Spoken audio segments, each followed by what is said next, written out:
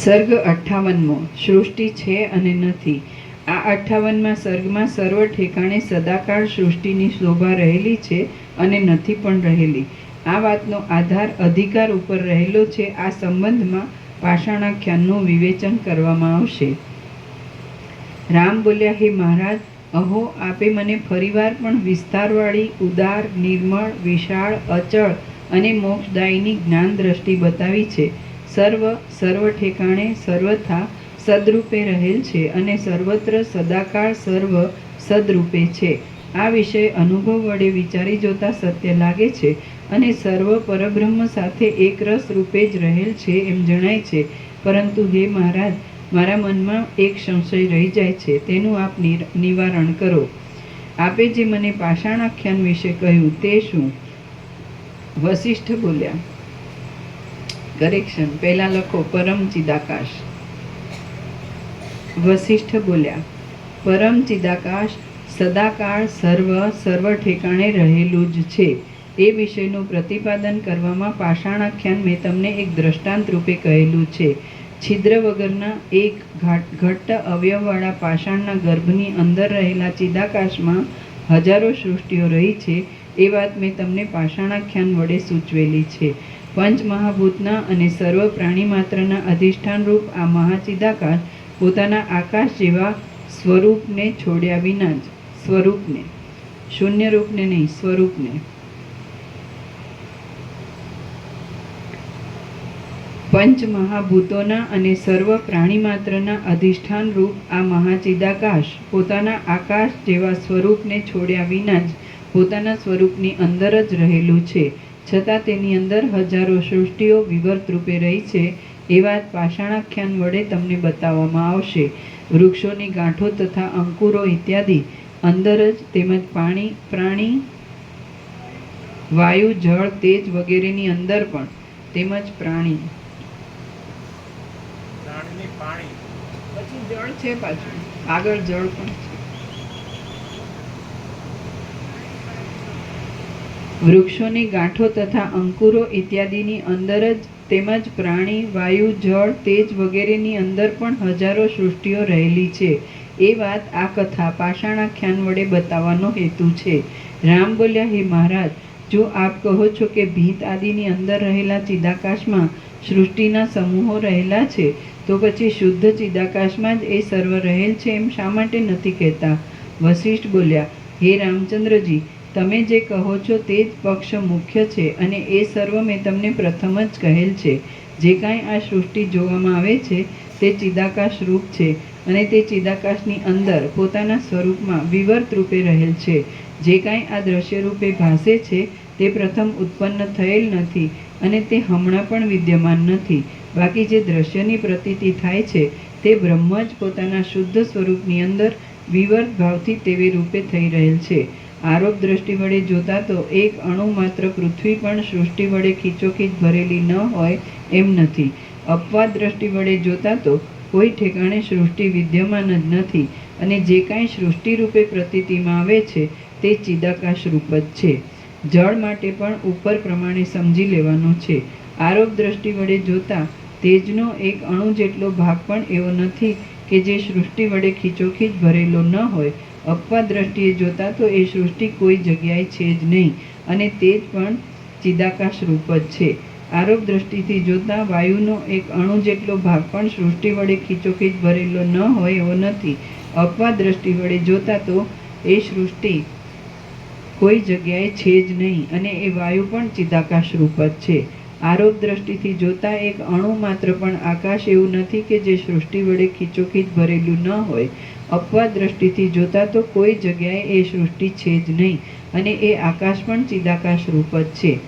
આરોપ દ્રષ્ટિથી જોતા પંચમહાભૂતોના પણ એકેય એવું નથી કે જે સૃષ્ટિ વડે સંપૂર્ણ રીતે ભરેલું ન હોય. બાકી અપવાદ દ્રષ્ટિથી જોતા તો સૃષ્ટિ પણ કોઈ જગ્યાએ છે જ નહીં અને એ પંચમહાભૂતો પણ ચિદાકાશ રૂપ જ છે. આરોપ દ્રષ્ટિથી જોતા પર્વતોનો એક અણુ માત્ર અંશ પણ એવો નથી કે જે સૃષ્ટિ વડે ખીચોખીચ ભરેલું ન હોય. બાકી અપવાદ દ્રષ્ટિથી જોતા સૃષ્ટિ કોઈ જગ્યાએ થયેલી જ નથી અને ચિદાકાશ જ એ સર્વરૂપ છે. આરોપ દ્રષ્ટિથી જોતા હિરણ્યગર્ભનો એક અણુ માત્ર પણ અંશ એવો નથી કે જે સૃષ્ટિ વડે પરિપૂર્ણ રીતે ભરપૂર ન હોય. બાકી અપવાદ દ્રષ્ટિ વડે જોતા એ સૃષ્ટિ છે જ નહીં અને હિરણ્યગર્ભ પણ ચિદાકાશ રૂપ જ છે. સૃષ્ટિની અંદર રહેલો લોકોમાં અને પ્રાણીઓના સમૂહમાં એક અણુ માત્ર પણ અંશ એવો નથી કે જે સદાકાળ બ્રહ્મરૂપ ન હોય. આથી બ્રહ્મ અને સૃષ્ટિ એ બંનેનો ભેદ કેવળ કહેવા માત્ર જ છે. સૃષ્ટિ જ પરબ્રહ્મરૂપ છે અને પરબ્રહ્મ જ સૃષ્ટિરૂપ છે. જેમ અગ્નિની અને સૂર્યની ઉષ્ણતામાં કશો ભેદ નથી, તેમ એ બંને સૃષ્ટિ બ્રહ્મમાં વસ્તુતઃ કશો ભેદ નથી. અમુક સૃષ્ટિ છે ને અમુક બ્રહ્મ છે એવી કલ્પના અત્યંત અનિર્વચનીય પરબ્રહ્મની અંદર આરોપિત રૂપે પ્રતીતિમાં આવે છે. બાકી તત્વદ્રષ્ટિ વડે જોતા તો એ સર્વ શબ્દ રચના કુહાડા વડે કપાતા લાકડાની અંદર પેદા થતા શબ્દના જેવી નિરર્થક છે. જ્યાં દ્વિત્વ, એકત્વ આદિ વિકલ્પનો લેશ માત્ર પણ સંભવ નથી, ત્યાં સૃષ્ટિ, બ્રહ્મ આદિ શબ્દો તથા તેના અર્થો શી રીતે સંભવે, કોને સંભવે અને તેનું સ્વરૂપ વળી કેવું હોય? જ્ઞાનવાન વિવેકી પુરુષ ભલે વ્યવહારમાં રહેલો હોય તો પણ તેની દ્રષ્ટિમાં શાંત, એક, અનંત, અનાદિ, સ્વચ્છ, નિર્વિકાર, નિસંકલ્પ અને શિલાના જેવું એક રસરૂપ બ્રહ્મ જ આ સર્વરૂપ થઈ રહેલ છે. જ્ઞાનવાન વિવેકી પુરુષ ભલે વ્યવહારમાં રહેલો હોય તો પણ તેની દ્રષ્ટિમાં શાંત, એક, અનંત, અનાદિ, સ્વચ્છ, નિર્વિકાર, નિસંકલ્પ અને શિલાના જેવું એક રસરૂપ બ્રહ્મ જ આ સર્વરૂપ થઈ રહેલ છે. હે પ્રિય રામચંદ્રજી, જે મનુષ્યના હૃદયમાં સ્વપ્નની અંદર દેખાતો વ્યવહારોનો સમૂહ જાગ્યા પછી પણ સ્મૃતિ રૂપે આભાસ માત્ર જોવામાં આવે છે, તેમ આ સર્વ દ્રશ્ય તમે, હું, પર્વતોના સમૂહો અને દેવ દાનવો વગેરે જગત પણ આભાસ માત્ર જોવામાં આવે છે. બાકી તે બધું ઉપાધિ માત્રથી રહિત શુદ્ધ ચિદાકાશ રૂપ જ છે એમ તમે સમજો અને જ્ઞાન દ્રષ્ટિ વડે અવલોકન કરો. શ્રી યોગ વાસિષ્ઠ મહારામાયણમાં નિર્વાણ પ્રકરણના ઉત્તરાર્ધનો બ્રહ્મત્વ પ્રતિપાદન નામનો સર્ગ 58મો સમાપ્ત. સર્ગ 59મો વસિષ્ઠ મુનિને અનંત જગતની પ્રતીતિ. આ 59મા સર્ગમાં વસિષ્ઠ ઋષિને સમાધિનો વિરામ થતાં એક સૂક્ષ્મ ધ્વનિનું શ્રવણ થયા વિશે તથા તેના મૂળની શોધ કરવા જતાં કરોડો અનંત જગતની પ્રતીતિ થયા વિશે કહેવાશે. રામ બોલ્યા, આકાશરૂપી કોટડીની અંદર સેંકડો વર્ષને અંતે તમે ધ્યાનમાંથી જાગ્યા, તે પછી શું બન્યું તે કહો. વસિષ્ઠ બોલ્યા, હું જ્યારે ધ્યાનમાંથી જાગ્યો ત્યારે અસ્પષ્ટ પદ અને અક્ષરોવાળો તથા હૃદયને મનોહર લાગે એવો શબ્દ મારા સાંભળવામાં આવ્યો, પણ તેનો કશો અર્થ બરાબર સમજવામાં આવતો ન હતો. એ શબ્દ જાણે કોઈ સ્ત્રીના કંઠમાંથી ઉત્પન્ન થયો હોય તેમ તે સ્વભાવથી જ કોમળ, મધુર અને રણકતો હતો. વળી તે વાક્ય ધીરા સ્વરને લીધે દૂરથી સાંભળવામાં આવે એવું નથી એમ મને જણાયું. એ વાક્ય ભમરાના ગણગણાટ જેવું હતું અને વીણાના રંજનકારી રણકાર સમૂહ હતું. તે બાળકના રોદન જેવું નહોતું, તેમ પ્રૌઢ પુરુષના ભાષણ જેવું પણ નહોતું. તે તો કમળકોષની અંદર ગૂંચવાઈ રહેલા ભ્રમરના ગુંજારવ જેવું હતું. એ શબ્દ બોલનારની શોધ કરવા માટે દશે દિશાઓમાં મેં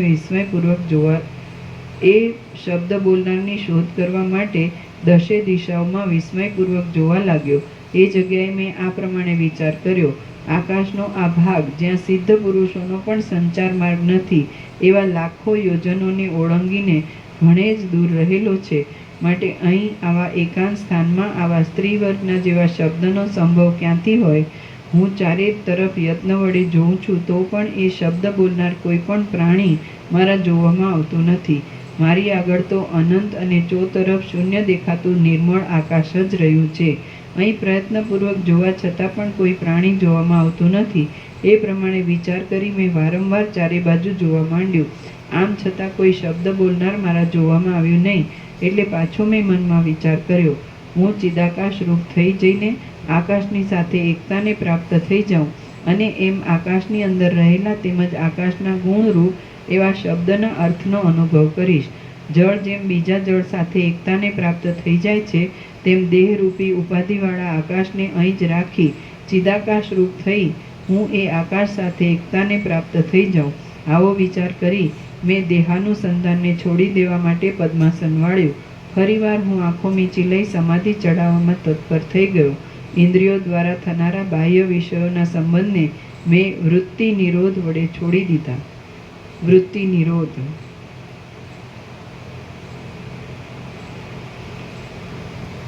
ઇન્દ્રિયો દ્વારા થનારા બાહ્ય વિષયોના સંબંધને મેં વૃત્તિ નિરોધ વડે છોડી દીધા, તેમજ અંદર મનન આદિ રૂપે થયા કરતા માનસિક વિષયોનો પણ મેં ત્યાગ કર્યો. આમ ચિદાત્માના એક સ્ફુરણ રૂપ હું ચિદાકાશ રૂપ થઈ ગયો. કરેક્શન. આમ ચિદાત્માના એક સ્ફુરણ રૂપ હું ચિદાકાશ રૂપ થઈ ગયો. પછી એ ભાવને પણ છોડી દઈ મેં બુદ્ધિ તત્વમાં સ્થિતિ રાખી અને પછી તેનો પણ ત્યાગ કરી દઈ હું ચિદાકાશની અંદર સ્થિર થઈ રહ્યો. ત્યાં હું અંદર પ્રતિબિંબિત થઈ રહેલા અનેક જગતના સમૂહોનો તાદ્રશ ચિતાર આપવામાં એક અરીસા જેવો થઈ ગયો. પછી જળ જેમ સ્વભાવ વડે બીજા જળની સાથે મળી જાય છે તથા સુગંધ જેમ પોતાના સજાતીય ગંધ સાથે મળી જાય છે, તેમ પંચમહાભૂતોની અંદરના એક મહાભૂત એવા આકાશની સાથે હું મળી ગયો. પછી હું મહાકાશમાં સર્વત્ર વ્યાપીને અનંત અને સર્વવ્યાપી થઈ ગયો. નિરાકાર હોવા છતાં અને અસંગપણાને લીધે તથા અદ્વૈતપણાને લીધે કશાના આધારરૂપ નહીં હોવા છતાં સર્વના આધારરૂપ એવા આકાશની સાથે અભેદ થઈ જવાને લીધે હું સર્વ પદાર્થોના આધારરૂપ થઈ રહ્યો. મેં તેની અંદર ત્રૈલોક્યના સમૂહો, સેંકડો સંસારો અને લાખો બ્રહ્માંડો દીઠા. તેઓ અગણિત હતા. એ સર્વ બ્રહ્માંડો એકબીજાની દ્રષ્ટિમાં નિર્મળ આકાશરૂપ જ હતા અને તેથી જ તે પરસ્પર જોવામાં આવતા ન હતા. નાના પ્રકારના આચાર વિચારોને ધારણ કરી રહ્યા હોવા છતાં અને એકબીજાને દેખવામાં ન આવવાથી તે બ્રહ્માંડો એકબીજાની દ્રષ્ટિએ શૂન્યરૂપ જ હતા. કરેક્શન. પોતાની સાથે સમાન કાળ સુધી સૂઈ રહેલા. પોતાની સાથે શબ્દ ઉમેરો. પોતાની સાથે સમાન કાળ સુધી સૂઈ રહેલા પુરુષોના સ્વપ્નમાં દેખાતી સૃષ્ટિ રચના જેમ પોતપોતાની દ્રષ્ટિમાં મોટા આરંભવાળી લાગે અને બીજાની દ્રષ્ટિમાં તે સાવ શૂન્ય જ જણાય, તેમ એ સર્વ ત્રૈલોક્ય બ્રહ્માંડ આદિની રચના મોટા આરંભોવાળી હોવા છતાં એકબીજાને જોવામાં ન આવવાથી એકબીજાની દ્રષ્ટિએ તે શૂન્ય જેવી જ હતી. તે ઉત્પન્ન થઈ નાશ પામી જતી હતી અને વારંવાર વધતી જતી હતી. વર્તમાન સમયમાં પણ તે છે, ભૂતકાળમાં પણ તે થઈ ગયેલ છે અને હવે પછી પણ તે સર્વ પ્રકારે થશે. મહાચિદાકાશ રૂપી ભીતની અંદર આલેખેલા અનેક ચિત્ર સમૂહોની પેઠે તે જોવામાં આવતી હતી, પરંતુ તત્વદ્રષ્ટિ વડે જોતા તે નિરાધાર, પાયા વગરની અને આકાશરૂપ જ હતી. જુદા જુદા સ્વભાવના પ્રાણીઓએ પોતપોતાના મન વડે મનોમય રૂપે રચી લીધેલા મોટા રાજ્યોની જેમ તે મન વડે જ કલ્પી લીધેલી હતી. વળી તેમાંના કેટલાક બ્રહ્માંડો આવરણ વિનાના હતા, કેટલાક એક જ આવરણવાળા હતા, કેટલાક 5 આવરણવાળા હતા અને કેટલાક 7 આવરણવાળા હતા. તેમાં કેટલાક 10 આવરણ વડે વિચિત્ર હતા, કેટલાક 16 આવરણવાળા હતા, કેટલાક 24 આવરણ વડે યુક્ત હતા અને કેટલાક 36 આવરણવાળા હતા. વસ્તુતઃ તો તેઓ આકાશ જેવા જ હતા. વળી કેટલાક બ્રહ્માંડો સાવ શૂન્ય જ હતા, કેટલાક પંચમહાભૂતો વડે રચાયેલા હતા, કેટલાક પૃથ્વી આદિ એક મહાભૂતવાળા હતા અને કેટલાક પૃથ્વી આદિ 2 મહાભૂતવાળા હતા. તેમાં કેટલાક પૃથ્વી આદિ 3 મહાભૂતોવાળા હતા અને કેટલાક પૃથ્વી આદિ 4 મહાભૂતો વડે પણ યુક્ત હતા. વળી કેટલાક 7 મહાભૂતોવાળા હતા. નીચે ટાંચ છે. કાળ અને દિશા એ બંને મહાભૂત રૂપ ગણી પંચમહાભૂત સાથે તેમને ભેળવી દઈ અહીં 7ની ગણના કરેલી જણાય છે. વળી કેટલાક 7 મહાભૂતોવાળા હતા અને કેટલાકમાં તો માત્ર એક જ જાતિ જોવામાં આવતી હતી. કેટલાક તો તમારા જેવા પુરુષોને અનુભવમાં વિરુદ્ધ જણાય એવી અત્યંત અસંભવ દશાવાળા પ્રાણીઓ વડે ભરેલા હતા. કેટલાક નિરંતર અંધકાર વડે જ વ્યાપ્ત રહેતા હતા અને કેટલાક સૂર્ય આદિથી રહિત હતા. કેટલાક પ્રલય અને સુષુપ્તિની દશાના જેવા શૂન્ય દેખાતા હતા. કેટલાક સૃષ્ટિના આરંભકાળમાં સ્થપાયેલ એક જ ધણી હિરણ્યગર્ભ આદિ વડે ધણ્યાતા હતા અને કેટલાક વિલક્ષણ પ્રજાપતિઓ તથા તેમના અંશરૂપ દેવતાઓના વિચિત્ર આચારો વડે યુક્ત હતા. કેટલાય વેદ અને શાસ્ત્રો એ બંનેથી રહિત હતા અને કેટલાક સર્વશાસ્ત્રોથી જ રહિત હતા. કેટલાક ઉમરાના ફળમાં રહેલા જીવડાની પેઠે પોતપોતાના આશ્રમમાં ગૂંચવાઈ રહેલા દેવાદિકોથી પ્રાણીઓવાળા જણાતા હતા. કેટલાક કળિયુગના પ્રારંભને લીધે વેદશાસ્ત્રોનો ઉચ્છેદ થઈ જવાથી માત્ર જાતિ વડે જ તથા પરંપરા વડે જ સંકેત કરી લીધેલા બ્રાહ્મણ આદિ વર્ણના આચારોવાળા મેં જોયા અને કેટલાક નિરંતર પ્રકાશવાળા તથા પ્રજ્વલિત અગ્નિવાળા મારા જોવામાં આવ્યા. કેટલાક કેવળ જળ વડે જ પૂર્ણ હતા, કેટલાક માત્ર પવન વડે જ ભરપૂર હતા, કેટલાક પરમ શુદ્ધ ચિદાકાશની અંદર નિશ્ચળપણે જ રહ્યા હતા અને કેટલાક નિરંતર ચંચળ જ રહ્યા કરતા હતા. કેટલાક ઉત્પન્ન થઈ વૃદ્ધિને પ્રાપ્ત થતા દેખાતા હતા અને કેટલાક ચારે બાજુ પુષ્ટ જ જોવામાં આવતા હતા. વળી બીજા કેટલાક સર્વ ભોગ્ય વસ્તુઓ વડે પૂર્ણતાવાળા હોવા છતાં તિર્યક આડી ગતિ કરનારા હતા. કેટલાકની અંદર માત્ર દેવતાઓની જ સૃષ્ટિ દેખાતી હતી, કેટલાકમાં માત્ર મનુષ્યો જ જોવામાં આવતા હતા અને કેટલાકમાં દૈત્યોના જ ટોળા માત્ર નજરે પડતા હતા. વળી જેમ કેળના કુમળા પાંદડા એકબીજામાં ગૂંથાઈને રહે તેમ કેટલાક બ્રહ્માંડો તો કૃમિ વડે ઠસોઠસ ભરેલા હતા. એક પરમાણુની અંદર પણ એ જગતો એકબીજામાં કલ્પનાથી કલ્પી લીધેલા પોતપોતાના સ્થાનમાં જ ખડા થઈ રહેલા હતા અને વારંવાર ઉત્પન્ન થઈ જતા હતા. તેઓ મહાવિસ્તારવાળા હતા અને ઉત્પન્ન થયા હતા, તે છતાં સેનામાં એકઠા થયેલા પુરુષોના જુદા જુદા અનેક સ્વપ્ન સમૂહની પેઠે તેઓ પરસ્પર એકબીજાના દેખવામાં આવતા ન હતા, તેમ પરસ્પર એકબીજાના અનુભવમાં પણ આવતા ન હતા. તેઓ વિવિધ પ્રકારના હતા, અનંત હતા, વસ્તુતઃ જોતા સ્વચ્છ ચિદાકાશ રૂપ જ હતા. અન્યોન્ય જુદા જુદા વ્યાપારોવાળા હતા અને જુદી જુદી સ્થિતિને ધારણ કરી રહ્યા હતા. વળી તેમાંના બીજા કેટલાયક શાસ્ત્રથી રહિત હતા અને ધર્મની અનંતતા વડે એકબીજાથી અંત ન પામી શકાય તેવા હતા. તેમાં પણ તેઓ એકબીજાને મળતા આવે એવા હતા. તેમના આકાર અને રચના પણ એકબીજાના જેવા જ હતા.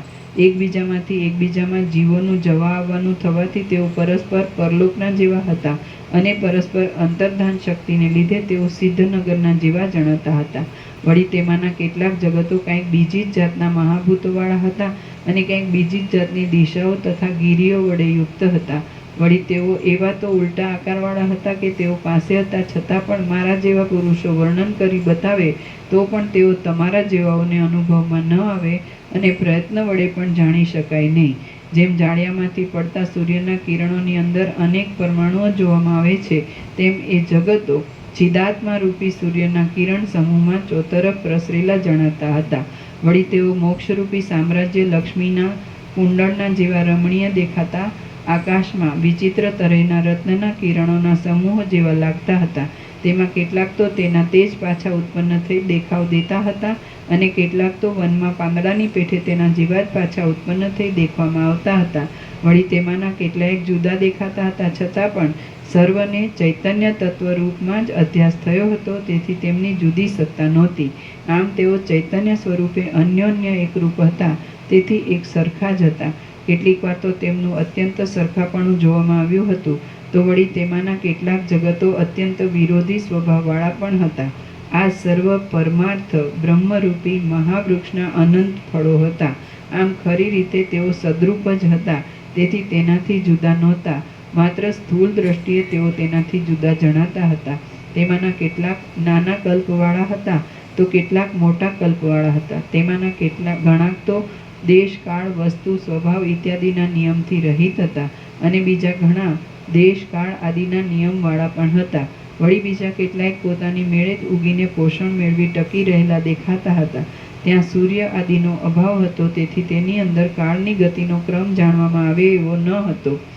વસ્તુતઃ એ સર્વ પરમ ચિદાકાશની અંદર શૂન્ય રૂપે જ રહેલા હતા, અનાદિ હતા અને પોતાના પ્રત્યક્ષ સ્વરૂપમાં આત્મ સ્વરૂપમાં અજ્ઞાનરૂપી દોષને લીધે જ રૂઢ થઈ રહેલા દેખાતા હતા. વળી તેઓ સેંકડો સમુદ્રો, સેંકડો સૂર્યો, સેંકડો આકાશો અને સેંકડો મેરુ પર્વતો વગેરેની શોભાવાળા હતા અને ચિદાકાશમાં ચિદાત્માના ચમત્કારને લીધે રજોગુણ તથા તમોગુણના સંબંધથી અનેક સ્વપ્ન સમૂહની પેઠે દેખવામાં આવતા હતા. કારણ વગર પૃથ્વી આદિ પદાર્થોનો જે કાંઈ અનુભવ થાય છે તે કેવળ ભ્રાંતિરૂપ જ છે. આમ એ સર્વ જગતો અધિષ્ઠાન દ્રષ્ટિ વડે જોતા સત્ય હતા, બાકી આરોપિત દ્રષ્ટિ વડે જોતા મિથ્યા જ હતા. ઝાંઝવાના જળ સમૂહની પેઠે, બે ચંદ્રમાની પેઠે અને આકાશના રંગની પેઠે એ જગતો દેખાતા હોવા છતાં ખરી રીતે સત્ય નહોતા અને અનુભવ વડે સિદ્ધ હોવાથી કંઈક સત્ય જેવા પણ લાગતા હતા. તેઓ ચિદાત્માના સંકલ્પરૂપ આકાશની અંદર જ વારંવાર ભાસ્યા કરતા હતા, વાસનારૂપી પવનથી ડોલ્યા કરતા હતા અને પોતાના કર્મોની ચેષ્ટાથી ભટક્યા કરતા હતા. બ્રહ્મરૂપી એક ઉંબરાના વૃક્ષમાં સુર, અસુર આદિ અનેક જીવો મચ્છરોની પેઠે રહેલા હતા. વળી ભોગોરૂપી રસ વડે ભરેલા અને પવનના યોગથી ચિદાકાશની અંદર ભમ્યા કરતા અનેક બ્રહ્માંડો તો એ બ્રહ્મરૂપી ઉદુંબર વૃક્ષના ફળરૂપ હતા. એ સર્વ જગતો પ્રૌઢ સ્વભાવવાળા હતા અને સૃષ્ટિના આરંભ કરનારા શુદ્ધ ચૈતન્ય તત્વરૂપી બાળકના સંકલ્પ વડે ખડા થઈ ગયેલા નગરોને રૂપે તેઓ ચિદાકાશની અંદર દેખાતા હતા. જેમ કાદવના રમકડા સૂર્યનારાયણના તાપથી કઠણ થઈ જાય છે, એમ એ જગતો પણ અમુક તમે છો, અમુક હું છું, અમુક તે છે અને અમુક વળી બીજી કંઈક વસ્તુ છે ઇત્યાદિ અભિમાનજન્ય બુદ્ધિના બળથી અત્યંત દ્રઢ થઈ ગયા હતા. જેમ મહા ઉગ્ર ફળવાળા વનો વસંત ઋતુના રસની પંક્તિ વડે શાખા ઉપશાખા આદિ વિસ્તારવાળા થઈ જાય છે, તેમ તેઓ નિરંતર તૃપ્ત રહેનાર અને રસ વડે સુશોભિત એવા દૈવ વડે શાખા ઉપશાખા આદિ વિસ્તારવાળા થઈ રહ્યા હતા. ઉપરથી જોતા તેઓ બ્રહ્મા શબલ બ્રહ્મરૂપી ઈશ્વર રૂપી કર્તાથી ઉત્પન્ન થયેલા જણાતા હતા, પણ વસ્તુતઃ તેઓ કર્તા વિના માત્ર ભ્રાંતિ વડે જ ખડા થઈ ગયેલા હતા. તેઓ સ્વાભાવિક રીતે જ કૌંસમાં છે અકૃત્રિમપણે એને કાઢીને કૃત્રિમપણે કાઢી નાખો. તેઓ સ્વાભાવિક રીતે જ કૃત્રિમપણે દેખાયા કરતા અથવા ચિદાકાશ રૂપ જ હતા. વળી તેઓ પોતાની મેળે જ અનેક આકારોવાળા દેખાતા હતા અથવા તો ચિદાકાશની અંદર કોઈએ ચિત્રની પેઠે રચી લીધેલા હોય એવા ભાસતા હતા. વસ્તુતઃ તેઓ પરમાર્થ પરબ્રહ્મરૂપ હતા, છતાં જાણે તેનાથી સાવ જુદા જ હોય એવા દેખાતા હતા. વસ્તુતઃ તેઓ નહીં દેખાતા હોવા છતાં દેખાયા કરતા હતા અને અસત્ય છતાં સત્યરૂપ લાગતા હતા. વળી 14 લોકની ગણના પ્રમાણે 14 પ્રકારના, વિદ્યાધર, અપ્સરા, યક્ષ આદિ દેવયોનિની ગણના પ્રમાણે 10 પ્રકારના અને મનુષ્ય આદિ એક જાતિની ગણના પ્રમાણે એક પ્રકારના એમ અનેક પ્રકારના પ્રાણીઓના સમૂહને તેઓ ધારણ કરી રહેલા હતા. તેઓ ફરીવાર પણ પાછા તેના તે જ ઉત્પન્ન થયેલા જણાતા હતા. વળી તેમની અંદર તેમજ તેમની બહાર પણ તેમના જેવા જગતો જોવામાં આવતા હતા. તેઓ નરક, સ્વર્ગ, પાતાળ, બંધુ અને મિત્રથી ભરપૂર હતા, તેમજ મોટા મોટા આરંભોવાળા હતા. છતાં પરમાર્થ દ્રષ્ટિથી જોતા તેઓ સાવ શૂન્ય જ હતા. જેમ ક્ષીરસાગરના જળ ચારે તરફથી સ્નેહને, ઘૃત અથવા સ્નિગ્ધતાને સાર રૂપે ધારણ કરી રહ્યા હોય છે, તેમ એ જગતો પણ ચોતરફથી સ્નેહને કૌંસમાં આસક્તિને પ્રેમને નહીં આસક્તિને, જેમ ક્ષીરસાગરના જળ ચારે તરફથી સ્નેહને, ઘૃત અથવા સ્નિગ્ધતાને સાર રૂપે ધારણ કરી રહ્યા હોય છે, તેમ એ જગતો પણ ચોતરફથી સ્નેહને, આસક્તિને સાર રૂપે ધારણ કરી રહ્યા હતા. વળી ક્ષીરસાગરના જળ જેમ અંદર તરંગો વડે ઉછાળા માર્યા કરે છે, તેમ એ જગતો પણ સુખ દુઃખ રૂપી તરંગો વડે અથવા 6 ઉર્મિઓ વડે અંદર ઉછાળા મારતા હતા અને બહાર પણ જન્મ મરણ રૂપ આવૃત્તિવાળા જણાતા હતા. આત્મારૂપી સૂર્યનારાયણના તેજની અંદર ઝાંઝવાના જળની પેઠે એ જગતોનું રૂપ કેવળ આભાસ માત્ર જ હતું. આત્મારૂપી સૂર્યનારાયણના તેજની અંદર ઝાંઝવાના જળની પેઠે એ જગતોનું રૂપ કેવળ આભાસ માત્ર જ હતું. અને જેમ પવનમાં પોતાની મેળે જ ગતિ ઉત્પન્ન થાય છે, તેમ તેઓ જાણે પોતાની મેળે જ ઉત્પન્ન થયા હોય તેવા દેખાતા હતા. બુદ્ધિ, અહંકાર અને ચિત્તરૂપી પાંદડાને આશ્રય આપવામાં તો તેઓ એક વૃક્ષરૂપ જ હતા. જેમ સ્વપ્નમાં નિરંતર નહીં હોનારા અને માત્ર આભાસ રૂપે દેખાયા કરતા બીજા મનુષ્યો અસત્ય હોય છે અને તેમને દેખવામાં આવતું બીજું દ્રશ્ય પણ અસત્ય હોય જ છે, એમ એ જગતોમાં દેખાતા બીજા જીવો પણ અસત્ય હતા અને તેમને દેખવામાં આવતું બીજું દ્રશ્ય પણ અસત્ય જ હતું. પુરાણ અને વેદાંતના સિદ્ધાંતોની વ્રત, યજ્ઞ, દાન આદિની કલ્પનાઓરૂપી શૈયામાં શયન કરી તેઓ દ્રઢ વિશ્વાસરૂપી ઘાટી નિદ્રાને પામ્યા હતા અને જાણે આત્મજ્ઞાનના સંબંધમાં શબના જેવા હોય તેવા દેખાતા હતા. પરમાર્થ પરબ્રહ્મરૂપ મહાન અને અતિ ગહન અરણ્યમાં તેઓ જાણે ચિદાત્મા શબલ બ્રહ્મરૂપી ગંધર્વે માયાથી રચેલા અને સૂર્યરૂપી દીવાથી ઝગમગી રહેલા ઘરો હોય એવા દેખાતા હતા. જેમ તિમિર રોગ વડે ઘેરાયેલા નેત્રવાળો પુરુષ આકાશની અંદર વાળ અને મચ્છર આદિ વસ્તુના જેવા આકારો દેખે છે, તેમ માત્ર ભ્રાંતિ વડે જ મેં પણ તે વખતે સમાધિકાળમાં અનંત ચિદાકાશની અંદર નિમિત્ત વિના જ ઉત્પન્ન થતા અને નિમિત્ત વિના જ પાછા લઈને પ્રાપ્ત થઈ જતા અનેક જગતો જોયા. શ્રી યોગ વાસિષ્ઠ મહારામાયણમાં નિર્વાણ પ્રકરણના ઉત્તરાર્ધનો જગતજાલ વર્ણન નામનો સર્ગ 59મો સમાપ્ત. સર્ગ 60મો. વશિષ્ઠ ઋષિને સમાધિમાં સ્ત્રી દર્શન ઇત્યાદિ. આ 60મા સર્ગમાં વશિષ્ઠ ઋષિને સમાધિની અંદર શબ્દ કરનારી એક સ્ત્રી જોવામાં આવશે અને તેનો અનાદર કરી ફરીવાર વશિષ્ઠજી વિચિત્ર જગત જોવામાં તત્પર થશે એ વર્ણન કરવામાં આવશે. વશિષ્ઠ બોલ્યા, પછી હું ચોતરફ ભ્રમણ કરતો રહ્યો અને સાંભળેલા શબ્દનું કારણ શોધવામાં ઘણા લાંબા કાળ સુધી અમાપ ચિદાકાશરૂપ થઈ રહ્યો. પછી એ શબ્દ મને વીણાના શબ્દ જેવો જણાવા લાગ્યો. ત્યારબાદ ક્રમે ક્રમે તેના પદો મને સ્ફુટ રીતે સમજાવા લાગ્યા. હવે તે આર્યા નામના છંદનો એક ભેદ છે એમ મારા સમજવામાં આવ્યું. પછી જ્યાંથી શબ્દ આવતો હતો તે પ્રદેશ તરફ મેં મારી યોગ દ્રષ્ટિ વડે જોયું તો ત્યાં પાસે જ સુવર્ણના રસ જેવી તેજોમય કાંતિ વડે આકાશને ઝગમગાવી રહેલી એક વનિતા મારી દ્રષ્ટિએ પડી. તેણે ચપળ પુષ્પો તથા વસ્ત્રો ધારણ કર્યા હતા અને તેની આંખો કેશથી આકુળ થઈ ગઈ હતી. ચંચળ વેણીથી તે અતિવ શોભી રહી હતી અને બીજી લક્ષ્મીનો સાક્ષાત અવતાર હોય તેમ એ મનોહરિણી હતી. તેના અવયવો મનોહર હતા અને સુવર્ણના જેવા ગૌર હતા. વટે માર્ગોની પેઠે હંમેશા ચાલ્યા જતા નવયૌવનને તે ધારણ કરી રહી હતી. જાણે મૂર્તિમતી વનદેવી હોય તેમ તે સુગંધવાળા સર્વ અવયવોથી સૌંદર્યવતી હતી. પૂર્ણચંદ્રના જેવું તેનું મુખ હતું અને પુષ્પોના સમૂહો જેવું તેનું હાસ્ય હતું. તેનું વદન યૌવનથી પ્રફુલ્લ થઈ ગયું હતું અને તે આંખની પલકથી દેવયોની અથવા મનુષ્ય યોનિનો ભેદ દર્શાવતી હતી. તે ચિદાકાશના સ્વરૂપમાં કલ્પાયેલા આ મહાભૂતની અંદરના મહાકાશની અંદર નિવાસ કરી રહેલી હતી. ચંદ્રમાના કિરણો જેવી અતિ સુંદર હતી. મોતીના આભૂષણોથી તથા પટ્ટી મેખલાથી શણગારેલી હતી. કમનીય હતી અને સરળ સ્વભાવથી મને અનુસરતી હતી. આર્ય પુરુષોને ઘટે એવા વિલાસોવાળી અને મૃદુ હાસ્યવાળી એવામાં મારી પાસે જાણે મધુર સ્વરથી અને કોમળતાથી નીચેની આર્યા બોલી. દુર્જનને લાયક એવા રાગ દ્વેષ આદિથી મુક્ત ચિત્તવાળા હે મુનિ. કરેક્શન, રાગ દ્વેષ પછી થી કાઢી નાખવાનું.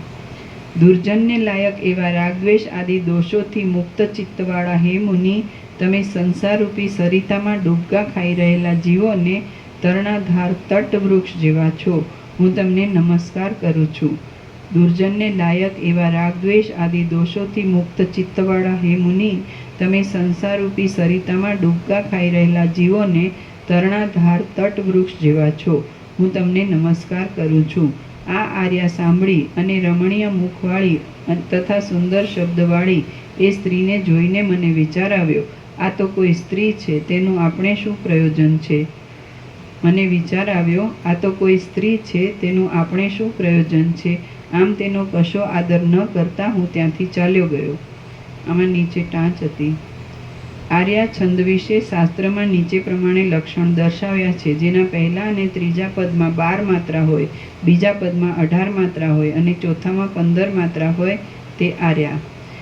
આ આર્યા સાંભળી અને રમણીય મુખવાળી તથા સુંદર શબ્દવાળી એ સ્ત્રીને જોઈને મને વિચાર આવ્યો, આ તો કોઈ સ્ત્રી છે, તેનું આપણે શું પ્રયોજન છે? આમ તેનો કશો આદર ન કરતા હું ત્યાંથી ચાલ્યો ગયો. અનેક જગતોના સમૂહ રૂપી માયાને જોઈ હું પ્રથમ વિસ્મય પામી ગયો હતો. એટલે પછી એ સ્ત્રીનો કશો આદર ન કરતા મેં પાછું આકાશની અંદર વિહાર કરવાનું શરૂ કર્યું. હવે એ સ્ત્રીને જોવાથી મને એ સ્ત્રીના સંબંધમાં જે વિચારો ઉત્પન્ન થયા તેમને મેં આ તો એક આભાસ માત્ર જ છે એવા વિવેક વડે સમૂળા છોડી દીધા. પછી હું ચિદાકાશ રૂપે પાછો જગત સંબંધી માયાને જોવા લાગ્યો. જેમ સંકલ્પ વડે ખડા થઈ ગયેલા સ્વપ્નમાં દેખાતા અને વાક્ય રચના વડે આબેહૂબ સ્પષ્ટ દેખાતા પદાર્થો શૂન્ય રૂપ જ હોય છે, તેમ વસ્તુતઃ પ્રખર આરંભવાળા એ સર્વ જગતો પણ શૂન્ય ચિદાકાશ રૂપ જ હતા. આમ એ જગતો શૂન્ય રૂપ હતા, તેથી તેમાંના કેટલાક તો કોઈ જગ્યાએ ક્યારેય દેખાતા કે સંભળાતા ન હતા. વળી તેઓ પ્રલય, મહાપ્રલય તથા સૃષ્ટિ રચનાનો કાળ એ સર્વ સમયમાં એક રૂપે જ રહ્યા હતા. તે એકબીજા જગતોને વિશે પ્રલયો થયા કરતા હતા. એ પ્રલયોમાં પુષ્કરાવર્તક મેઘો ઉન્મત્ત થતા હતા. ઉત્પાતના ઉન્મત્ત વાયુઓ વાતા હતા અને મોટા મોટા પર્વતોના ફાટવાથી બ્રહ્માંડરૂપી માંડવો ગાજી ઉઠતો હતો. તેમાં પ્રલયાગ્નિ ભડભડતો હતો ને તેથી કુબેરના ભવનો ચડ બળી જતા હતા. તેમાં 12 સૂર્યો દડાની પેઠે અત્યંત તપતા હતા ને આકાશમાં ઘૂમતા હતા. તેમાં દેવોના નગરોનો સંહાર થવાથી ચોતરફ કાન ફાડી નાખે તેવો પોકાર ચાલતો હતો અને અગ્નિ તથા પવનના સંઘર્ષથી ગર્જનાઓ થતી હતી. વળી તેઓ સર્વ પર્વતોના શિખર મંડળોને ગળી જવા તલપાપડ થતા હતા. તેમાં પ્રલયાગ્નિની જ્વાળાઓ ભભૂકતી હતી, તેથી વાંસો ફાટવા જેવો ચટચટ અવાજ થતો હતો. પોતાનો સ્વભાવ ચૂકી જવાથી ક્ષીણ થયેલા ક્ષોભને લીધે જ જાણે તેઓ ક્ષોભ પામતા હતા, અને દેવ સમૂહોના તથા જળજંતુઓના ક્ષોભથી તેઓ આકાશમાં તેમજ મહાસાગરમાં ક્ષોભ ઉત્પન્ન કરતા હતા. તેઓ દેવો, મનુષ્યો, દૈત્યો અને મનુષ્યોના ઘરોમાં થઈ રહેલા ઘોઘરા શબ્દોથી કર્કશ હતા, તેમજ સાત સાગરના પૂર ઉલટ્યાથી તેઓ સૂર્યમંડળને તથા ચંદ્રમંડળને પૂરી દેતા હતા. પરંતુ એક જ મંદિરમાં સૂતેલા પુરુષોને પોતપોતાના સ્વપ્નમાં પ્રતીત થતી રણની ગર્જનાઓ જેમ બીજાઓના જાણવામાં આવતી નથી, તેમ આ સર્વ જગતોનો પણ આ પ્રલયો પરસ્પર જાણવામાં આવતા નથી. તેમ આ સર્વ જગતોને પણ આ પ્રલયો પરસ્પર જાણવામાં આવતા નથી. એ જગતોની અંદર મેં હજારો રુદ્રો જોયા, કરોડો ને સેંકડો બ્રહ્માઓ જોયા, લાખો વિષ્ણુઓ દીઠા, અને અનેક કલ્પોના સમૂહો પણ સંપૂર્ણ રીતે મારા જોવામાં આવ્યા. તેમાંના સૂર્યનારાયણ વિનાના, અહોરાત્રથી રહિત, ભૂતળથી પણ રહિત, અને કલ્પો વડે, યુગો વડે કે વર્ષો વડે જેનો અંત જ નથી આવતો એવા કોઈ એક જગતમાં કેવળ તર્ક વડે જ ક્ષય અને ઉદય થતો મારા જોવામાં આવ્યો. આ સર્વ ચિદાત્માની અંદર રહેલું છે, ચિદાત્માથી જ ઉત્પન્ન થયેલું છે, ચૈતન્ય રૂપ જ છે, ચારે બાજુ ચિદાત્મા જ પ્રસરી રહેલા છે, સત્ય પણ ચિદાત્મા જ છે, અને તે જ સર્વરૂપે થઈ રહેલું છે. આ સર્વ વાત તે વખતે બરાબર મારા જોવામાં આવી. હે પ્રિય રામચંદ્રજી, તમે ઘટપટ આદિ કોઈ પણ પદાર્થના રૂપને કલ્પી લઈ તેને અમુક નામ વડે કહો છો. હવે આ બાબતમાં આપણે ખરી રીતે જોઈએ તો એ ચિદાત્મા જ કેમ જાણે તમે કલ્પી લીધેલા તેવા નામ રૂપને આકારે થયો હોય એમ પ્રતીતિમાં આવે છે. હવે એ ચિદાત્માનું વાસ્તવ સ્વરૂપ જોઈએ તો તે આકાશથી પણ અતિ શૂન્ય છે, તેથી તે કશા નામરૂપને આકારે થઈ રહેલો જ નથી. એ ચિદાકાશમાં કલ્પાયેલું આ શૂન્યરૂપ આકાશ જ જગતના નામરૂપને આકારે પરિણામ પામેલું ભાસે છે, અને શબ્દરૂપે પરિણામ પામેલા એ આકાશ વડે આ સર્વ જગતો પરમ ચિદાકાશ રૂપ છે. હે પ્રિય રામચંદ્રજી, આ જે કાંઈ દ્રશ્ય જોવામાં આવે છે જોવામાં આવે છે તે કેવળ ભ્રાંતિરૂપ છે, અને આકાશ વૃક્ષની મંજરીની પેઠે સાવ મિથ્યા છે. તેનું વાસ્તવ સ્વરૂપ જોઈએ તો તે ચિદાકાશ રૂપ છે, અને તે કેવળ સુખમય છે. આ વિષયનો મને તે વખતે બરાબર અનુભવ થયો છે. હું ચિદાકાશ સાથે એક રૂપ થઈ સર્વત્ર વ્યાપી રહ્યો હતો, અને બોધ રૂપે અનંત થઈ રહ્યો હતો. સંકલ્પમય એ સર્વ જગતો ચિદાકાશ રૂપ છે એવો મેં સમાધિની અંદર અનુભવ કર્યો છે. બ્રહ્માંડના સમૂહો ચિદાકાશ રૂપ છે, 10 દિશાઓ પણ ચિદાકાશ રૂપ જ છે, તેમજ વિચિત્ર પ્રકારની રચનાઓ, કાળ, દેશ, દ્રવ્ય અને ક્રિયા આદિ પણ ચિદાકાશ જ છે. એ સમાધિમાંથી ભેદભાવનાનો ઉદય થતાં ખડા થઈ ગયેલા સેંકડો સંસારોની અંદર મારા જેવા જ રૂપને ધારણ કરી રહેલા મહાત્માઓમાં અતિમાન્ય અને બ્રહ્માના પુત્રો એવા વશિષ્ઠ નામના અનેક મહામુનિઓને મેં જોયા. 2 કરેક્શન. સેંકડો સંસારોની અંદર.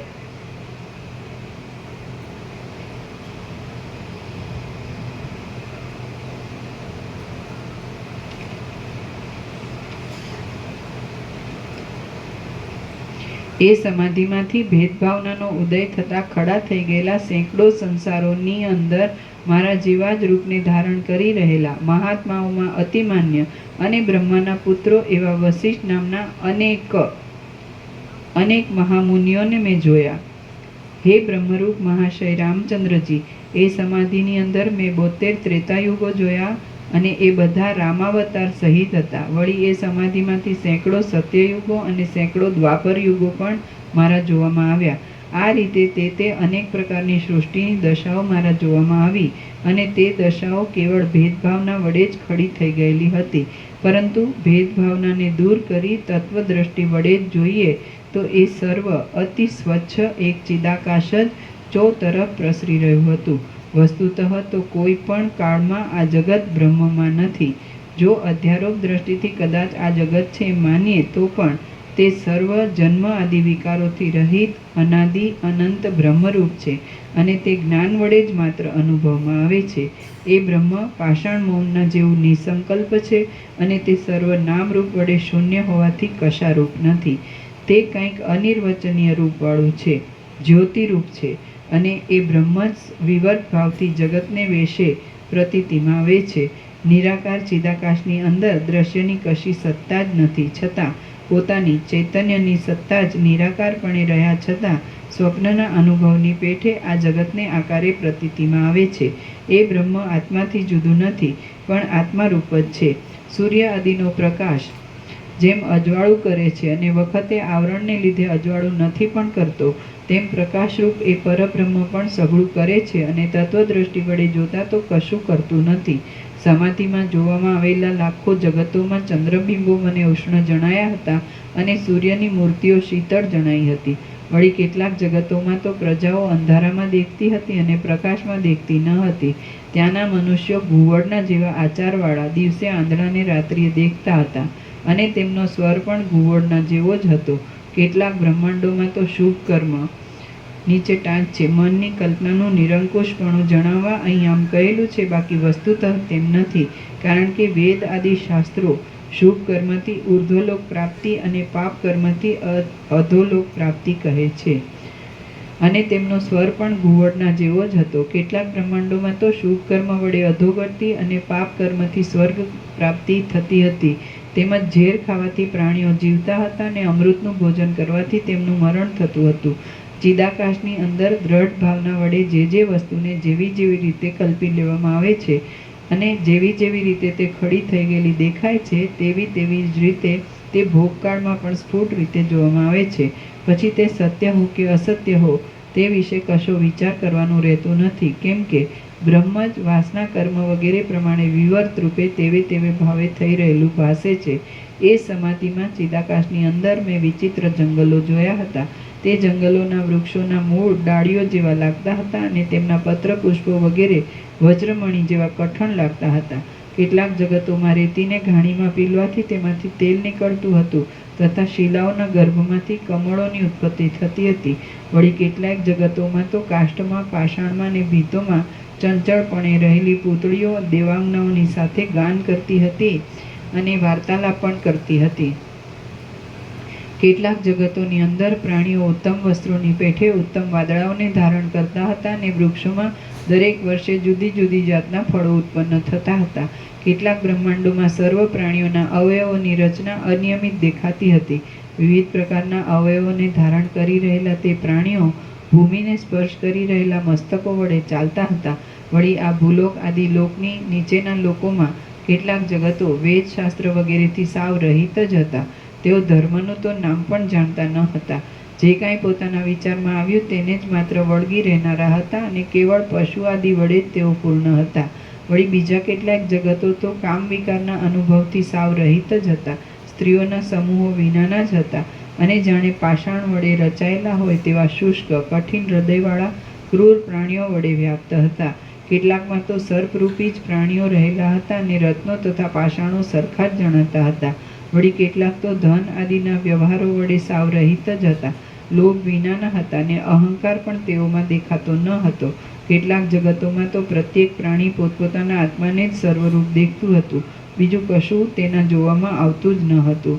તેમાં પણ કોઈ કોઈ જગત જરાયુ, સ્વેદજ આદિ અનેક જાતના પ્રાણીઓવાળા દેખાતા હતા અને કોઈ કોઈ જગતની અંદર તો કેવળ એક જ જાતિ નજરે આવતી હતી. નખ, કેશ આદિની ઉત્પત્તિ નાશ થાય છે ત્યારે તેનો અનુભવ કરનારો આત્મા તેનાથી સાક્ષી રૂપે જુદો રહ્યો હોય છે, પણ નખ, કેશ આદિના સૌંદર્ય આદિના સુખભોગમાં તે તેવે રૂપે જ થઈ જાય છે. તે જ પ્રમાણે કેટલાક જગતોમાં સર્વભૂતોના દેહો જુદા હતા અને કેટલીક રીતે તેમાં જુદાપણું જોવામાં આવતું હતું, છતાં પોતાના આત્માની પેઠે સર્વ પ્રાણીઓના આત્માની સાથે એકપણાની ભાવના જોવામાં આવતી હતી. કોઈક ઠેકાણે તો અનંત અપાર છેડા વિનાનો શૂન્ય ભાવ જ દેખાતો હતો, પરંતુ યત્ન વડે તે શૂન્ય ભાવનો તિરસ્કાર કરી નાખતા વળી ફરીવાર જગત ખડું થઈ જતું દેખાતું હતું. એ સર્વને બ્રહ્મભાવની દ્રષ્ટિથી જોઈએ તો સ્વપ્ન, ઇન્દ્રજાળ આદિની પેઠે તેઓ સાવ મિથ્યા જણાતા હતા અને ચિદાત્માની બુદ્ધિ વડે પૃથક કરી લઈ જોઈએ તો કાષ્ટના યંત્ર રૂપે બનાવેલા સર્વ હાથી ઘોડા વગેરે પ્રાણીઓની પેઠે તે જગતની અંદરના પ્રાણીઓ જડ છતાં ચેતન રૂપે મનાતા હતા. વળી એ જગતોમાંના કેટલાયક તો જ્યોતિષચક્ર તારામંડળથી રહિત હતા અને તેને લીધે કાળની પણ કલ્પના વિનાના હતા. વળી કેટલાકમાં તો પ્રાણીઓના સમૂહો મૂંગા હોવાથી હાથ પગ આદિ અવયવોની શક્તિ વડે જ માત્ર સઘળો વ્યવહાર ચલાવતા હતા. વળી કેટલાક તો નેત્રેન્દ્રિય અને તેના રૂપ આદિ વિષયનું જ્ઞાન એ બંનેથી રહિત હતા અને તેને લીધે તેની અંદરના પ્રકાશરૂપ સૂર્ય આદિના તેજો સાવ વ્યર્થ પડતા હતા. આ સર્વ જગતોની જે મેં સ્થિતિ વર્ણવી છે તે એકાગ્ર ચિત્તવાળી યોગીની માનસિક કલ્પના વડે અનુભવમાં આવે એવી છે. વળી કેટલાક જગતોમાં પ્રાણીઓમાં નાસિકા ઇન્દ્રિય અને તેના વિષયરૂપ ગંધના જ્ઞાનથી રહિત હતા અને તેને લીધે જ તેની અંદરનો શુભ ગંધ સાવ નકામો લાગતો હતો. કેટલાક જગતોમાં જંતુઓ સ્વભાવે જ સાવ મૂંગા હતા અને કેટલાકની આગળ ઉચ્ચારેલો શબ્દ નકામો થવાથી તેઓ બહેરા માલુમ પડતા હતા. વળી બીજા કેટલાક તો શબ્દનું બરાબર જ્ઞાન ન થવાને લીધે બહેરાપણાથી મૂંગા થઈ રહેલા હતા અને કેટલાકમાં તો સ્પર્શ વિષયનું જ્ઞાન ન હોવાથી ત્યાંના પ્રાણીઓ પાષાણ જેવા ત્વચા ઇન્દ્રિય વિનાના દેખાતા હતા. કેટલાક જગત દેખાતા હતા છતાં મનોરાજ્યના જેવા કેવળ કલ્પિત જ હતા. વળી કેટલાકમાં વ્યવહાર થયા કરતો હતો છતાં પિશાચના વ્યવહારની પેઠે અદૃશ્ય હોવાથી તે ઇન્દ્રિયો વડે ગ્રહણ થઈ શકતો ન હતો. કેટલાક જગત પૃથ્વીમય જ હતા અને એક જ જગ્યાએ સ્થિર થઈ રહ્યા હતા. વળી કેટલાક તો પિંડી ભાવથી ઘાટાપણાથી રહિત હતા. કેટલાકમાં કેવળ જળ જ ભરપૂર હતું અને કેટલાક અગ્નિ વડે જ પૂર્ણ હતા. કેટલાકમાં તો ચોતરફ પવન જ ભરેલો હતો અને કેટલાકમાં તો યોગ સિદ્ધિ વડે સર્વ વસ્તુઓ સર્વ કાર્ય વડે સિદ્ધ થઈ શકે એવું દેખાતું હતું. આવી રીતે એ ચિદાકાશની અંદર ઉપર વર્ણવેલા સર્વ જગતો કે બ્રહ્માંડો મારા જોવામાં આવ્યા. તેઓ ખરી રીતે ચિદાકાશ રૂપ જ હતા. તે છતાં વિવર્ત ભાવથી તેવા અનેક રૂપે દેખાતા હતા. જેમ શિલાઓના કોતરની અંદર દેડકાઓ રહે છે અને જેમ જમીનની અંદર કેટલાક કીડાઓ રહે છે તેમ ફક્ત એક પૃથ્વીરૂપી મહાભૂત વડે જ પરિપૂર્ણ એવા કેટલાક જગતોમાં પણ પ્રાણીઓ રહેતા હતા. વળી બીજા કેટલાક જગતો કેવળ એક જળ વડે જ પરિપૂર્ણ ભરેલા હતા. જેમ સમુદ્ર આદિના જળમાં મોટા મોટા માછલાઓ અને મગરમચ્છો વગેરે ફર્યા કરે છે તેમ તેમને વિશે પૃથ્વી પર્વત વન વગેરેમાં પણ અનેક પ્રાણીઓ નિરંતર ફર્યા કરતા હતા. બીજા કેટલાક જગતો ફક્ત એક અગ્નિ વડે જ પૂર્ણ હતા. તેની અંદરના પ્રાણીઓ પણ અગ્નિમય જ હતા અને તેમાં જળ આદિનો ભાગ હતો જ નહીં. તેઓ ફરતા ઉંબાડિયાની જેમ સારી પેઠે ભ્રમણ કરતા હતા. વળી બીજા કેટલાક જગતો કેવળ પવન વડે જ ભરેલા હતા. તેની અંદર રહેલા પ્રાણીઓ પણ કેવળ વાયુરૂપ અંગવાળા જ હતા અને ધનંજય નામના વાયુવાળા પુરુષની પેઠે તેઓ આકાશમાં ભ્રમણ કરતા હતા. વળી બીજી કેટલીક સૃષ્ટિઓનું સ્વરૂપ કેવળ આકાશમય જ હતું. તેમની અંદરના પ્રાણીઓ પણ તેવા જ આકાશરૂપને ધારણ કરી રહ્યા હતા અને તેઓ દર્શન આદિ વ્યવહાર કરી શકતા હતા. પાતાળમાં રહેલા આકાશની અંદર ભમ્યા કરતા સ્થિર થઈ રહેલા અનેક વિલાસોવાળા અને દિશાઓના જુદા જુદા ભાગમાં રહેલા અનેક પ્રકારના જગતો ચિદાત્મા રૂપી મહાસાગરના ચંચળ પરપોટા જેવા હતા. તેમાં મારા જોવામાં ન આવેલ હોય એવું કશું જ નથી. શ્રી યોગ વાસિષ્ઠ મહારામાયણમાં નિર્વાણ પ્રકરણના ઉત્તરાર્ધનો જગતજાલ વર્ણન નામનો સર્ગ 60મો સમાપ્ત. સર્ગ 61મો જ્ઞાન દ્રષ્ટિએ ત્રણેય કાળમાં જગતનો અભાવ છે. આ 61મા સર્ગમાં અજ્ઞાનને લીધે બ્રહ્મની અંદર જગત રહેલું દેખાય છે અને તેનો નાશ પ્રતીતિમાં આવતા છતાં તે બ્રહ્મરૂપ હોવાથી નાશ વિનાનું છે અને જ્ઞાન વડે જોતા તો ત્રણેય કાળમાં જગત નથી એ કહેવામાં આવશે. વશિષ્ઠ બોલ્યા, જેમ જળની અંદર જળના પ્રવાહ સાથે તણાતા જતા અનેક પરપોટાઓ જોવામાં આવે છે તેમ ચિદાકાશની અંદર ચિદાકાશના ચૈતન્યપણાને લીધે તેમાંથી આ અનેક જીવો સ્ફુરી આવે છે ને તે જ આપણા મન રૂપ છે. એ આપણા મન વસ્તુતઃ શુદ્ધ ચિદાકાશ રૂપ છે અને પોતાની મેળે જ વાસનાને યોગે અનંત જગતોને આકારે થઈ રહેલા છે. રામ બોલ્યા,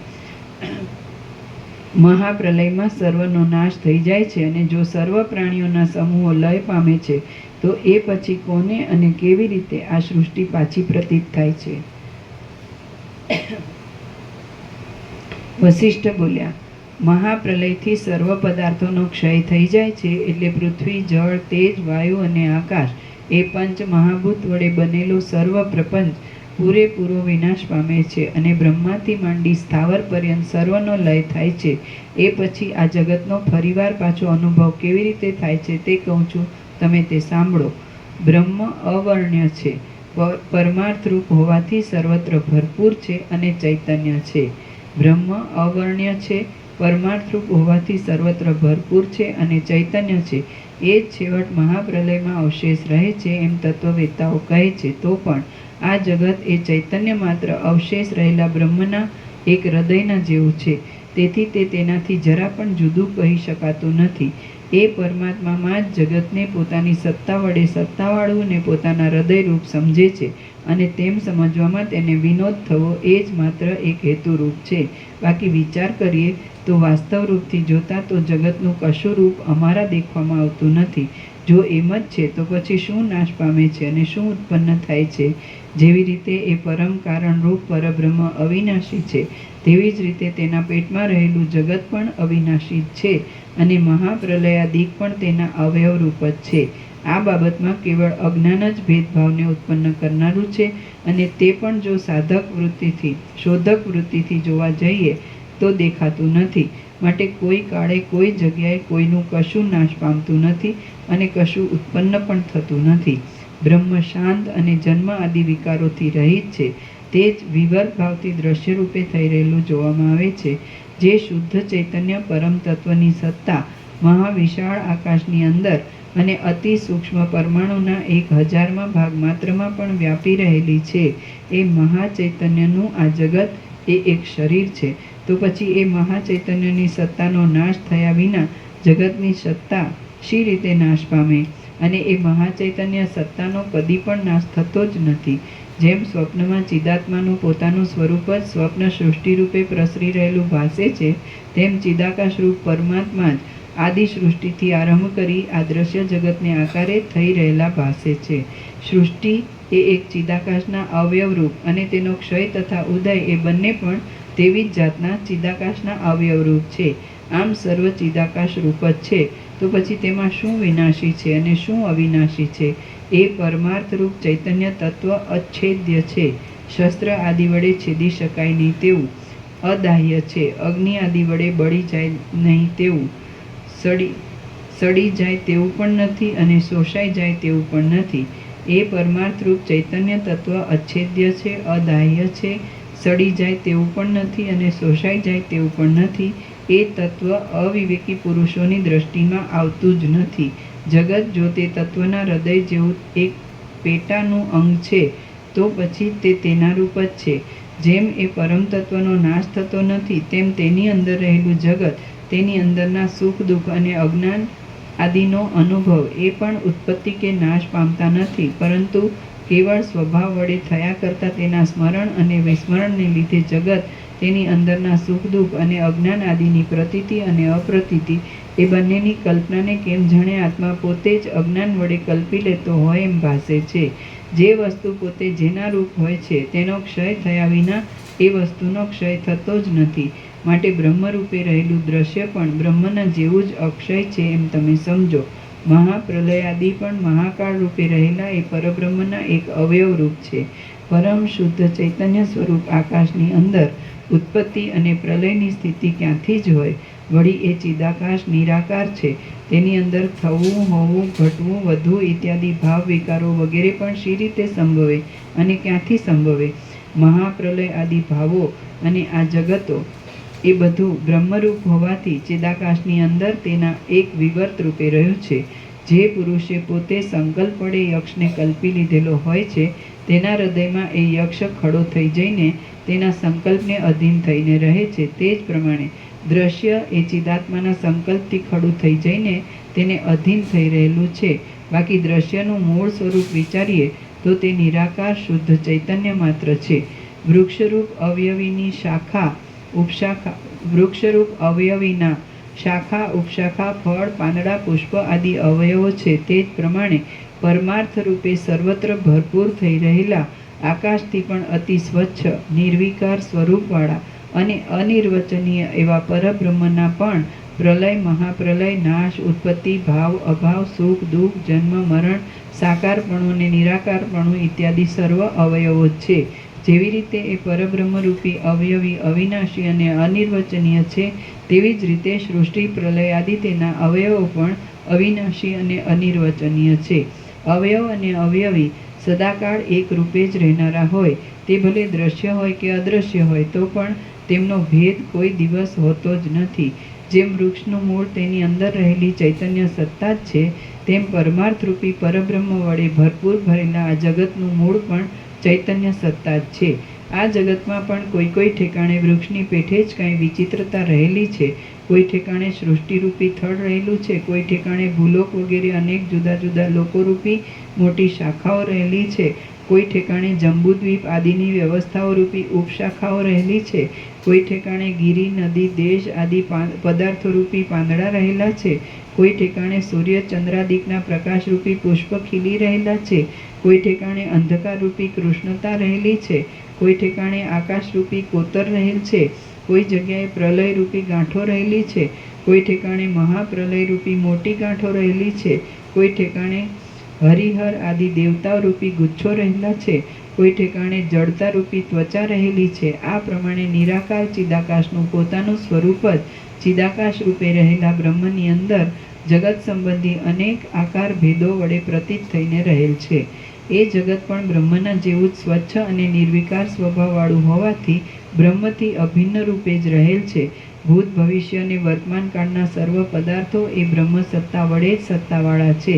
સૃષ્ટિ અને પ્રલય પણ એ સત્તા વડે જ છે, કેમ કે એ સર્વની સિદ્ધિ અનુભવને અધીન છે, તેથી સઘળું અનુભવરૂપ છે. એ અનુભવ પણ પોતાના આત્મારૂપ જ છે, તેથી અચળ અને એક એવું બ્રહ્મ જ વિચિત્ર કલ્પનાઓ વડે જુદે જુદે આકારે થઈ રહ્યું લાગે છે. હે પ્રિય રામચંદ્રજી, કરેક્શન, જેમ ચંદ્રબિંબની અંદર કલંકતા હોતી નથી.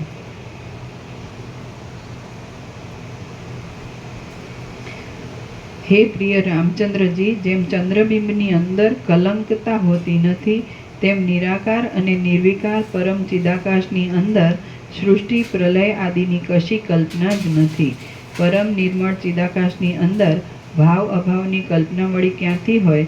તેમાં આદિ મધ્ય અને અંતની કલ્પના પણ ક્યાં હોય? વળી તેમાં બીજા લોકોની કલ્પના પણ ક્યાં હોય? આ બાબતમાં એક અજ્ઞાન જ મુખ્ય હેતુ છે, અને તે જ રાગદ્વેષ આદિ અનેક દોષોના આધારરૂપ છે. તે કોણ જાણે ક્યાંકથી આવીને ખડું થઈ ગયેલું છે. બાહ્ય દ્રષ્ટિનો ત્યાગ કરીને જો કેવળ આત્માકાર વૃત્તિ વડે તત્વનું અવલોકન કરવામાં આવે તો તે અજ્ઞાન તરત શાંત થઈ જાય છે. વાયુમાંથી ઉત્પન્ન થયેલો દીપક જેમ પાછો વાયુનો ઝપાટો લાગતા બુઝાઈ જાય છે, તેમ બોધ વડે પોતાના ચૈતન્ય સ્વરૂપનો વિચાર કરવામાં આવતા અજ્ઞાન શાંત થઈ જાય છે. અજ્ઞાનનું ખરું સ્વરૂપ જાણવામાં આવે છે, એટલે તે કોઈ દિવસ હતું જ નહીં એમ સમજાઈ જાય છે. પછી બંધ મોક્ષ વિનાનું પરબ્રહ્મ જ સર્વરૂપ છે એમ નિશ્ચય થાય છે. આવી રીતે હે રામચંદ્રજી, મોક્ષમાં બોધ આદિ જે ઉપાયો કહ્યા છે તે મેં મારી બુદ્ધિ વડે અહીં તમને જણાવ્યા છે. નિરંતર આત્મતત્વમાં યત્ન રાખવાવાળો કોઈ યોગ્ય અધિકારી પુરુષ જ એ સર્વ બોધ આદિ ઉપાયોને પ્રાપ્ત થાય છે, એમાં કાંઈ સંશય નથી.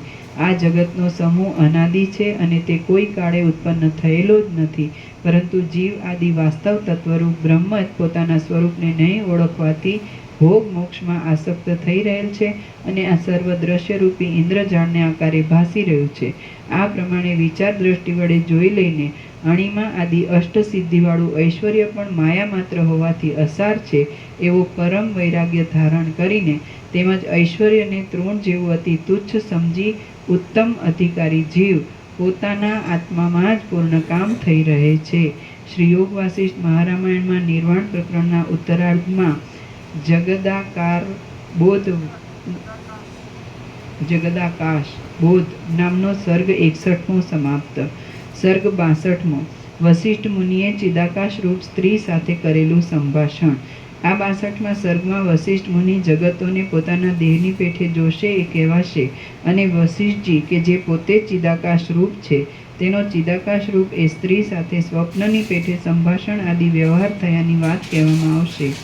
રામ બોલ્યા, આપે જે એ સર્વ જોયું તે ચિદાકાશ રૂપે થઈ રહીને જોયું કે તેના એક દેશમાં રહી આકાશમાં ફરતા રહીને જોયું? વસિષ્ઠ બોલ્યા, તે વખતે હું અનંત સર્વવ્યાપી ચિદાકાશ રૂપ જ થઈ ગયો હતો. તે વખતે હું અનંત સર્વવ્યાપી ચિદાકાશ રૂપ જ થઈ ગયો હતો. તો પછી એ અવસ્થામાં જવું આવવું ઇત્યાદિ વ્યવહાર ક્યાંથી જ હોય? ત્યારે હું ઘણું ખરું એક જગ્યા પર રહ્યો ન હતો અને ગતિમાન પણ ન હતો, પરંતુ એ સર્વ મેં મારા પોતાના આત્માની અંદર જ દીઠું. જેમ દેહાત્મ બુદ્ધિ થતાં હું પગથી માંડી ઠેઠ મસ્તક સુધી હાથ પગ આદિ અવયવોને અવયવરૂપ જોઉં છું, તેમ એ સર્વ જગતોને પણ નેત્રની દરકાર ન રાખતા ચૈતન્ય સત્તારૂપી નેત્ર વડે મેં મારા અવયવ રૂપે જોયા. હું એ સમાધિ કાળમાં નિરાકાર તથા નિરવયવ સ્વરૂપ થઈ રહ્યો હતો અને શુદ્ધ ચિદાકાશ રૂપ જ હતો.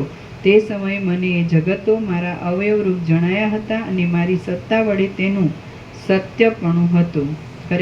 સત્યપણું હતું.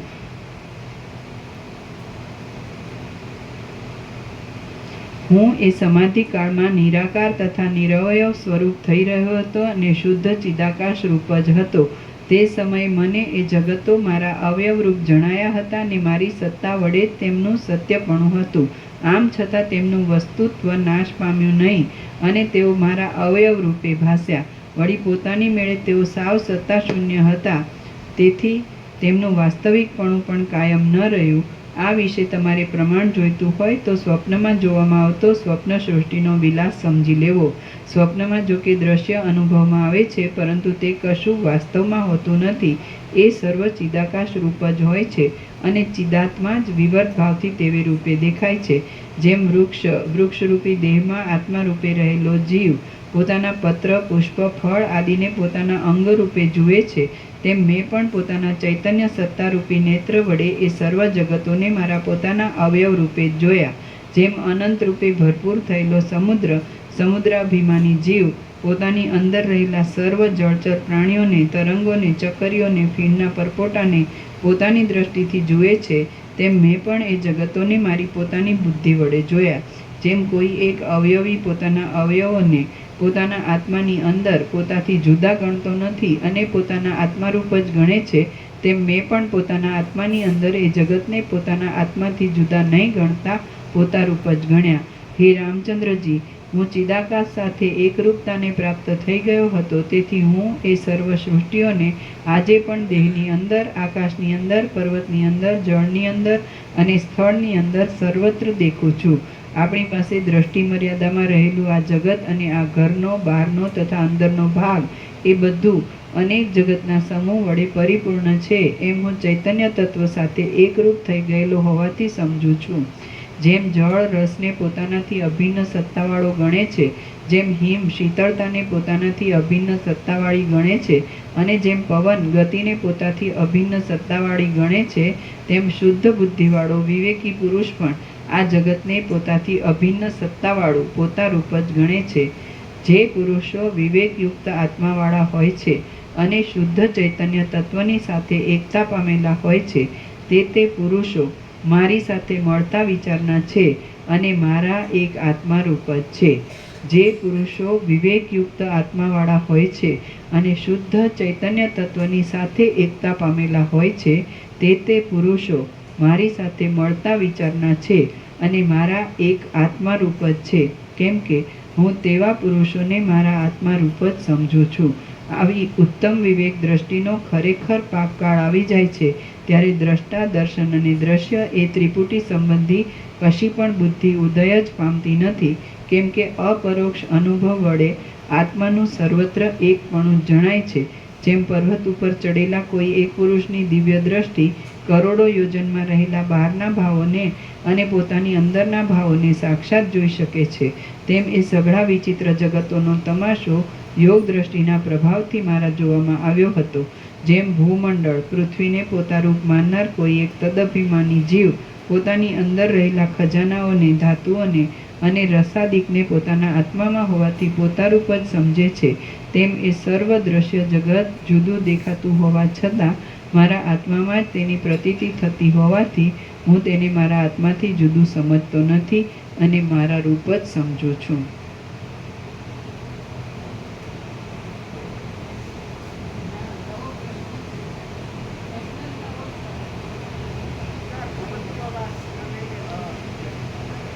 ઓમ ઓમ ઓમ.